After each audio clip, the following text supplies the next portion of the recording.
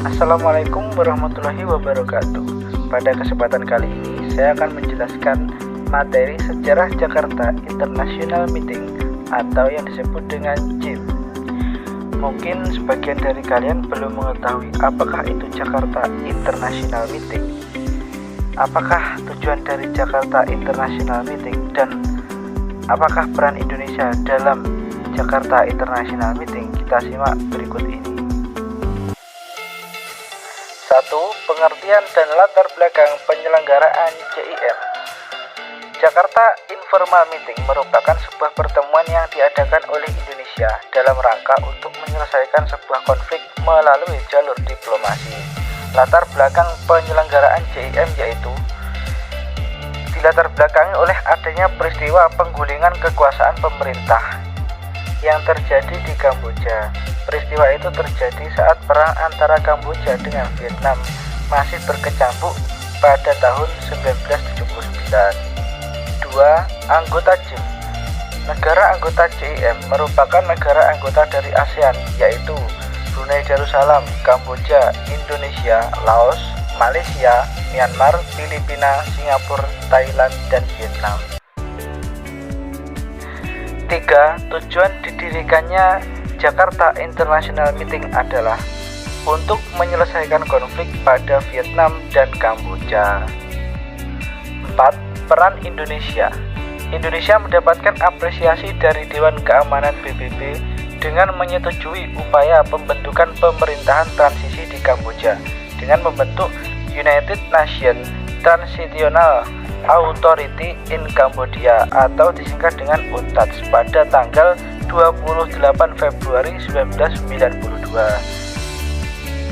Indonesia mengambil peran dengan mengirimkan pasukan kontingen Garuda untuk menjaga transisi pemerintahan di Kamboja. 5. Pelaksanaan Jakarta International Meeting 1 dan 2. Pelaksanaan JIM 1 pada tahun 1988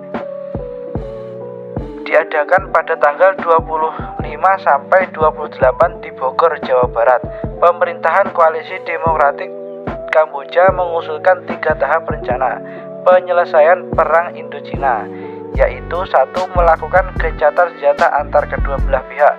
2. Diturunkan pasukan penjaga perdamaian PBB. 3. Menggabungkan semua kelompok bersenjata Kamboja ke dalam satu kesatuan. Pelaksanaan JIM 2 diadakan pada tanggal 19 sampai 21 Februari 1989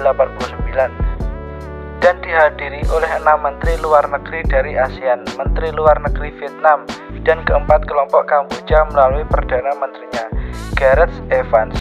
Australia mengusulkan rancangan Cambodia Peace Plan yang berisi 1. Mendorong upaya gencatan senjata. 2. Menurunkan pasukan penjaga perdamaian PBB. 3. Mendorong pembentukan pemerintahan persatuan nasional untuk menjaga kedaulatan Kamboja. 6. Hasil dari diadakannya Jakarta International Meeting. 1. Gencatan senjata di seluruh wilayah Kamboja. 2. Segera setelah gencatan senjata diikuti penarikan pasukan dan persenjataan Vietnam dari Kamboja paling lambat tanggal 30 September 1989. 3. Akan dibentuk pemerintahan yang mengikutsertakan keempat kelompok yang bertikai di Kamboja. 4. Pengawasan internasional atas penarikan pasukan tersebut serta aspek yang berkaitan.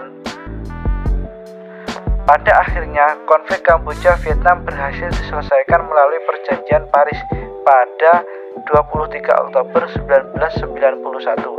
Indonesia ikut ambil bagian dalam pasukan perdamaian United Nations Transitional Authority in Cambodia atau UNTACS melalui pengiriman pasukan kontingen Garuda ke Kamboja sebanyak 3.957 personil pada tahun 1992 sampai pada tahun 1993.